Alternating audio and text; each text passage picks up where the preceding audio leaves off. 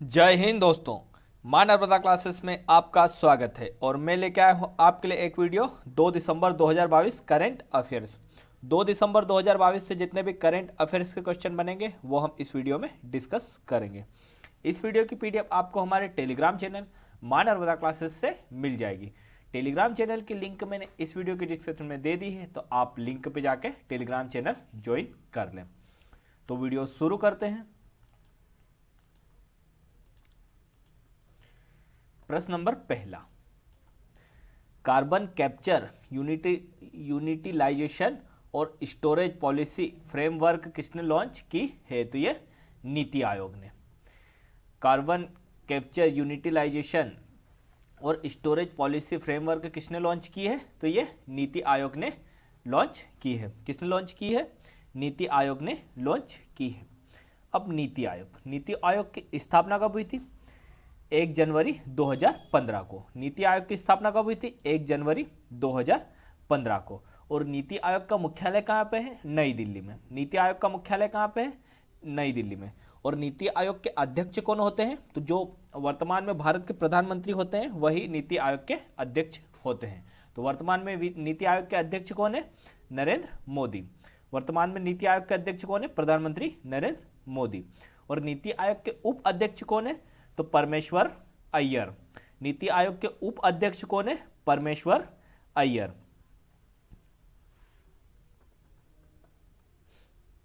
प्रश्न नंबर दूसरा, 23वां हॉर्नबिल महोत्सव 1 दिसंबर से कहां शुरू हुआ है? तो यह नागालैंड में। 23वां हॉर्नबिल महोत्सव 1 दिसंबर से कहां शुरू हुआ है? तो यह नागालैंड में शुरू हुआ है। कहाँ पे शुरू हुआ है? नागालैंड में शुरू हुआ है।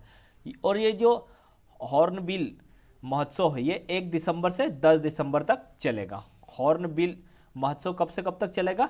1 दिसंबर से 10 दिसंबर तक चलेगा। यह दिसंबर के पहले सप्ताह में आयोजित होता है। मतलब यह जो हॉर्नबिल महोत्सव है यह दिसंबर के पहले सप्ताह में आयोजित होता है। यह महोत्सव नागालैंड के दक्षिणी आगामी क्षेत्र के नागा हेरिटेज विलेज किसामा में शुरू हुआ है। यह महोत्सव कहाँ पे शुरू हुआ है? तो नागालैंड के दक्षिणी आगामी क्षेत्र के नागा हेरिटेज विलेज किसामा में शुरू हुआ है। इस महोत्सव के उद्घाटन कार्यक्रम में उपराष्ट्रपति जगदीप धनखड़ जी ने हिस्सा लिया है। इस महोत्सव के उद्घाटन कार्यक्रम में उपराष्ट्रपति जगदीप धनखड़ जी ने हिस्सा लिया है। इस त्योहार का नाम हॉर्नबिल पक्षी के नाम पर रखा गया है। इस त्योहार का नाम हॉर्नबिल पक्षी के नाम पर रखा गया है। अब ये इसकी शुरू ये नागालैंड में हुआ है। तो नागालैंड की राजधानी क्या है? कोहिमा। नागालैंड की राजधानी क्या है? कोहिमा। और नागालैंड के राज्यपाल कौन है? जगदीश मुखी। नागालैंड के राज्यपाल कौन है? जगदीश मुखी। और नागालैंड के मुख्यमंत्री कौन है? नेफियो रियो। नागालैंड के मुख्यमंत्री कौन है? नेफियो रियो। प्रश्न नंबर तीसरा, विश्व एड्स दिवस कब मनाया जाता है? तो ये 1 दिसंबर को। विश्व एड्स दिवस कब मनाया जाता है? तो ये 1 दिसंबर को मनाया जाता है। और विश्व एड्स दिवस 1 दिसंबर 2022 की थीम क्या रखी है? तो इसकी थीम रखी है इक्वलाइज। क्या रखी है? इक्वलाइज इसकी थीम रखी गई है 2022 की। और ये विश्व एड्स दिवस कब से मनाया जा रहा है? तो 1988 से। विश्व एड्स दिवस कब से मनाया जा रहा है? 1988 से मनाया जा रहा है। और ये एड्स रोग ये काय से होता है? तो ये HIV वायरस से होता है। एड्स रोग काय से होता है? HIV वायरस से होता है। और ये पहला एड्स किस में मिला था? तो ये बंदरों में मिला था। मतलब पहला HIV वायरस किस में पाया गया था? पहले बंदरों में पाया गया था। किस में पाया गया था? बंदरों में पाया गया था। एड्स की पहचान 1981 में, मतलब पहली बार एड्स की पहचान कब हुई? 1981 में। पहली बार एड्स की पहचान कब हुई? 1981 में पहचान हुई।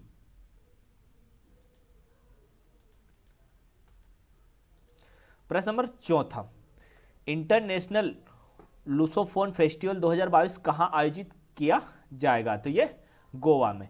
इंटरनेशनल लूसोफोन फेस्टिवल 2022 कहां आयोजित किया जाएगा? तो ये गोवा में आयोजित किया जाएगा। कहाँ पे आयोजित किया जाएगा? गोवा में।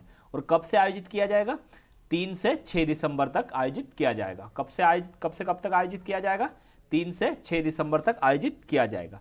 अब ये लूसोफोन, ये क्या है? लूसोफोन, तो जो भारत में जो उस एरिया में जो पुर्तगाली रह रहे हैं और मतलब जो पुर्तगाली भाषा बोलते हैं उनके लिए यह फेस्टिवल मनाया जाएगा। अब ये गोवा में मनाया जाएगा, तो गोवा की राजधानी क्या है? पणजी। गोवा की राजधानी क्या है? पणजी। और गोवा के राज्यपाल कौन है? पी.एस. श्रीधरन पिल्लई। गोवा के राज्यपाल कौन है? पी.एस. श्रीधरन पिल्लई। और गोवा के मुख्यमंत्री कौन है? प्रमोद सावंत। गोवा के मुख्यमंत्री कौन है? प्रमोद सावंत। प्रश्न नंबर 6, किस देश के पूर्व राष्ट्रपति जियांग जेमिन का निधन हो गया है? तो ये चीन के थे। किस देश के पूर्व राष्ट्रपति जियांग जेमिन का निधन हो गया है? तो ये चीन के राष्ट्रपति थे। और ये चीन के कब राष्ट्रपति थे? 1993 में। कब राष्ट्रपति बने थे चीन के? 1993 में राष्ट्रपति बने थे चीन के। अब ये चीन के हैं, तो चीन की राजधानी क्या है? बीजिंग। चीन की राजधानी क्या है? बीजिंग। और चीन के राष्ट्रपति कौन है? Xi Jinping. चीन के राष्ट्रपति कौन है? Xi Jinping. प्रश्न नंबर 6, भारत के किस देश को, मतलब सॉरी ये के नहीं है यहाँ पे, भारत ने किस देश को 100 मिलियन अमेरिकी डॉलर की बजटीय सहायता प्रदान की है? तो ये मालदीव को। भारत ने किस देश को 100 मिलियन अमेरिकी डॉलर की बजटीय सहायता प्रदान की है? तो ये मालदीव को। किसको प्रदान की है? मालदीव को प्रदान की है। अब ये मालदीव को प्रदान की है, तो मालदीव की राजधानी क्या है? माले। मालदीव की राजधानी क्या है? माले। और मालदीव के राष्ट्रपति कौन है? इब्राहिम मोहम्मद। मालदीव के राष्ट्रपति कौन है? इब्राहिम मोहम्मद। और मालदीव की मुद्रा क्या है? मालदीय रुपया। मालदीव की मुद्रा क्या है? मालदीयन रुपया।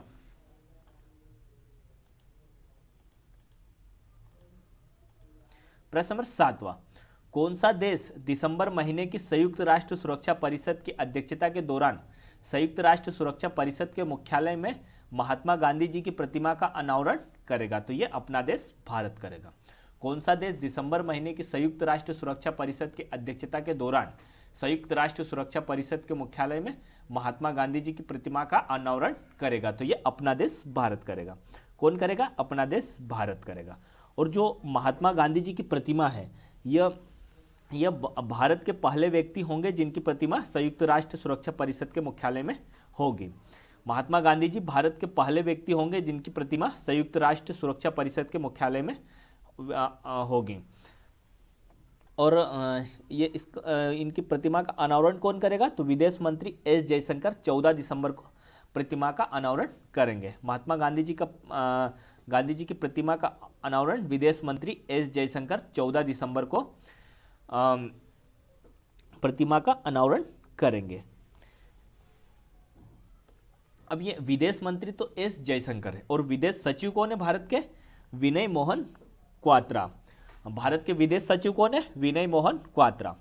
अब ये संयुक्त राष्ट्र परिषद की स्थापना कब हुई थी? 24 अक्टूबर 1945 को। संयुक्त राष्ट्र सुरक्षा परिषद की स्थापना कब हुई थी? 24 अक्टूबर 1945 को। संयुक्त राष्ट्र सुरक्षा परिषद की स्थापना कब हुई थी? 24 अक्टूबर 1945 को। और संयुक्त राष्ट्र सुरक्षा परिषद का मुख्यालय कहाँ पे है? न्यूयॉर्क में। संयुक्त राष्ट्र सुरक्षा परिषद का मुख्यालय कहाँ पे है? न्यूयॉर्क में। और संयुक्त राष्ट्र सुरक्षा परिषद में कितने सदस्य देश हैं? 193। कितने सदस्य देश हैं? 193 सदस्य देश है। और संयुक्त राष्ट्र सुरक्षा परिषद के अध्यक्ष कौन है? Antonio Guterres.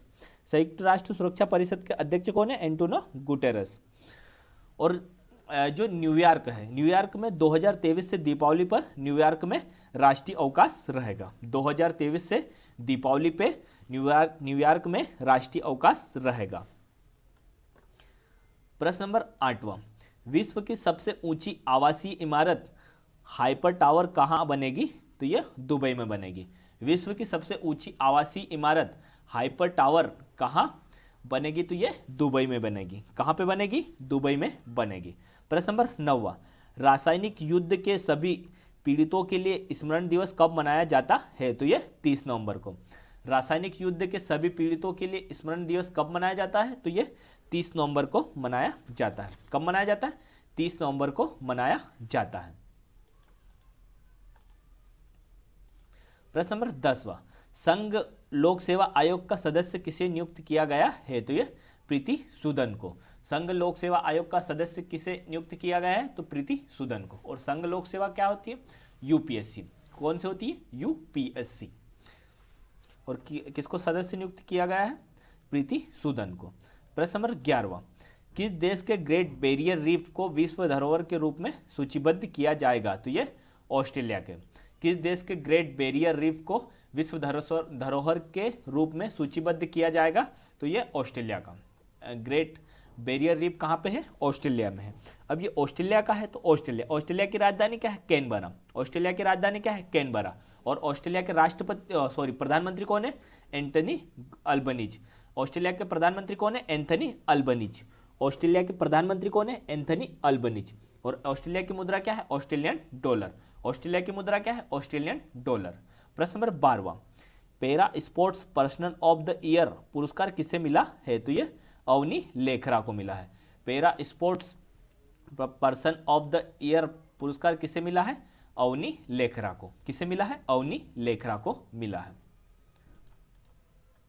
धन्यवाद दोस्तों। अगर आपको ये वीडियो अच्छा लगा है तो वीडियो को लाइक करें, वीडियो को ज़्यादा से ज़्यादा शेयर करें, और अगर आपने हमारे चैनल को सब्सक्राइब नहीं किया है तो हमारे चैनल को सब्सक्राइब कर लें और साथ में बेल आइकन को भी प्रेस कर दें, जिससे आपको हमारी आने वाली वीडियो की नोटिफिकेशन मिल जाएगी। धन्यवाद दोस्तों। जय हिंद, जय भारत।